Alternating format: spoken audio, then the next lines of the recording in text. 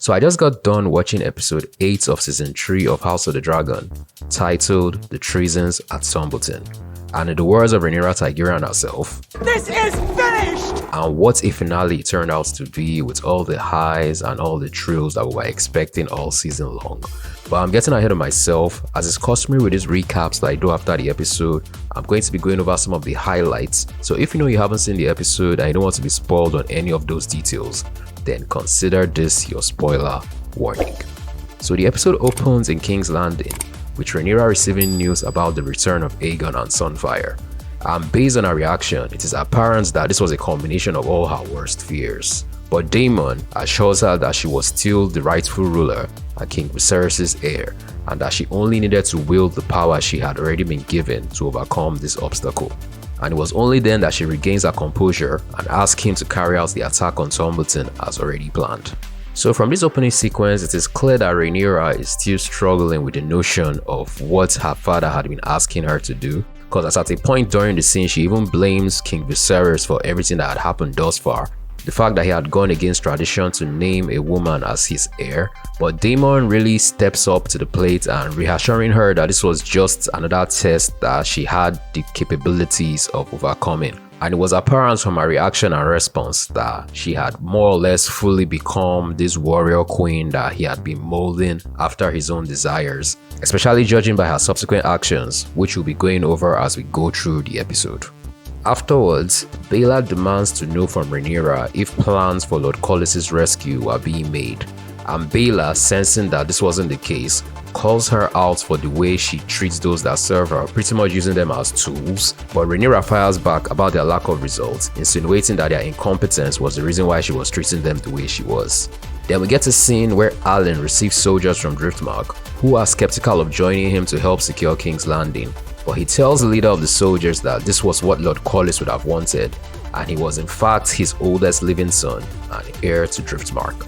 So it remains to be seen how this news will be received about his newfound legitimacy, but we just have to wait and see. But this was more or less enough for the soldiers to fall in line. Over at Tumbleton, Lord Aemond and his soldiers prepare for battle, and Daemon is knighted by him in preparation for his kingly ascension. And Ulf in his own way was also shown preparing for battle by making merry in one of the taverns and over drinking, which, as we'll find out later in the episode, was going to have very wide-reaching ramifications for the turnout of the battle in general.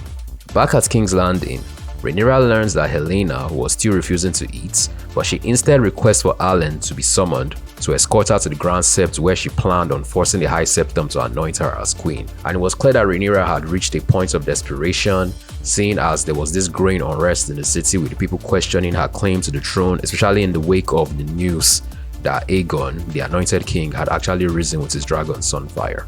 Then in a twist that I didn't really see coming, Mysaria is informed that her services were no longer going to be required and she was to be sent to Pentos. So it is clear from this action that Rhaenyra had pretty much made her choice between Daemon and Mysaria, and since she had become this warrior queen that Daemon was molding, she can no longer allow somebody like Mysaria to be whispering in her ear. So I guess in a way this is like a final rejection of that vision King Viserys had of what a true ruler should be. And this was her fully embracing the side that she needed to in order to be able to show the strength that she needs to prove her worth as the Queen of the Seven Kingdoms. Then in the subsequent scene when Helaena is being ushered back to her room, she spots the carriage waiting to take Mysaria away, and we immediately get called back to the vision she had last episode with the white horse in the courtyard. And when she runs into Mysaria warns her that she should be careful around Queen Rhaenyra, not to trust her, and that she saw her and her son as an enemy to her claim to the throne, reaffirming the majority of her fears basically. Over at Harrenhal, we have Aemond, who was being troubled by voices in his sleep, being tended to by Alice from the poison that Alicent had given to him, and Aemond urges Alice to leave him lest she suffer the same curse as he, a Kingslayer. But she tells him of the story of how the dragon Balerion had burnt down Harrenhal in a bid to end the Harren bloodline, but as a boy of that lineage had survived, badly burnt as it was, and she basically reveals that she was his mother who had dabbled into some witchcraft in a bid to try and save him, and eventually he dies, but as a result of the whole ordeal she was cursed with this form of immortality. And yeah, I like the fact that they are really delving back into the history of Harrenhal. We even have more backstory for Alice herself, and now we have a better understanding of why she actually has this claim, saying that she was actually once the lady of the castle. So all of this makes sense, and I like the fact that they're taking the time to really flesh out the world in this manner. Then back at King's Landing, Rhaenyra meets with Helaena, demanding that she should eat something if only for the sake of the baby in her belly. But Helaena calls out the fact that she didn't really care about the baby and tells her that King Viserys would have hated her for everything she had done, calling all the things she cared about ugly, even going as far as calling Rhaenyra herself ugly. After which Rhaenyra orders her guards to force some food down her throat. Then we get Adam warning his brother Alan that Rhaenyra had become more unhinged ever since getting news of Aegon's return. But Rhaenyra arrives and a royal procession begins as she makes her way to the Grand Sept with her son Joffrey. Over at Tumbleton, Daemon and Gwaine laments the pointlessness of the impending battle, and Aemond learns that Ulf was missing in action. Daemon demands to join the fight, not wanting to let all those people, including little children, die in his name, just as Daemon and Caraxes arrive to join the Rivermen army. Daemon and Gwaine then speak with Lord Corlys, and Gwaine takes him to speak with Daemon, suing for peace, suggesting that Daemon be allowed to rule over Old Town, while Rhaenyra continues to rule the rest of the Seven Kingdoms. But Daemon clearly wasn't going to accept that proposal, despite Lord Corlys' urging, and they instead resolved to go on with the fight until all the High Towers had been killed and rooted out of Tumbleton. Back at Harrenhal, Aegon and Sunfire arrive to face Aemond, but discover that Aemond was already broken and resolved to his fate, and Aegon informs him that they must find Vhagar and fly to Tumbleton to put Daemon in line and retake King's Landing together. And I really love how this scene pays off what we got at the end of the last episode, and at the same time still managed to subvert our expectations, because the expectation was that they were going to fight to the death and one brother will become victorious over the other, but it turns out that Aegon still had plans for Aemond, and Aemond himself had this renewed overlook on the world in general. So it was just nice seeing the brothers having this new dynamic, which kind of mirrors their original dynamic from when they were younger, with Aegon being the dominant brother. But all in all, what I'm trying to say is that I'm really enjoying what they are doing with both brothers, and I'm really looking forward to see where they take them next season. Swinging back to Tumbleton, we get Daemon, who is meeting with Lord Tully and Roderick as they strategize how best to take Tumbleton. But they learn that children were being used to guard the battlements, after which he requests that Lord Roderick take his men over the wall and open the gates from within. And Lord Roderick, being the man that he is, seeking the sweet embrace of death in the battlefield, gladly accepts this mission. Then back at King's Landing, Rhaenyra and her guards arrive at the Grand Sept, but the High Septum once again refuses to anoint her as ruler, especially in light of Aegon and Sunfire's return. And Rhaenyra brands him a traitor and orders Alan to kill him. But Alan hesitates, and he actually looked like he was going to refuse her order, but he eventually slays the High Septum.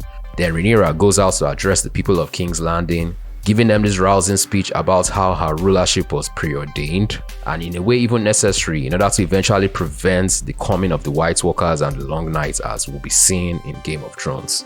Back at Tumbleton, Daemon addresses the Rivermen and Northmen, and the Battle of Tumbleton begins in earnest. And I have to say that the battle has to be easily the best one we've gotten in House of the Dragon thus far. Even manages to surpass the Battle of the Gullet, because as wide-reaching and spectacular as the Battle of the Gullet was, there was just something about the construction of this one, and especially the build-up we had over the course of this season. And to now finally get the battle and to see it in this glorious and epic scale, no expense was spared, and it was clear that they really went all out, that this was where all the budgets for the season was poured, and all of it could be seen on the screen, and it actually ranks as one of my best overall battles, even looking at Game of Thrones as a whole. But sticking with events that happened during the battle itself, it becomes apparent that Ulf had slept through the initial charge due to a drunken stupor, and Aemond eventually finds him, slapping him around and asking him to do what he was told as he finally joins the battle. But it turns out that this was a grave mistake on his part, as Ulf, both angered and drunk at the same time, proceeds to start attacking soldiers on both sides of the conflict, burning both the Rivermen army and much of the town. And in a way, this turn of events and the episode as a whole kind of mirrors what we got in season 8 episode 5 of Game of Thrones when Daenerys had burned King's Landing, because we get the same feeling that these dragons were like this nuclear bomb being unleashed on this small town, and you could just tell from the aftermath that there was no clear winner. You couldn't really call the battle a victory one way or the other, as it was obvious that both sides had suffered immense casualties.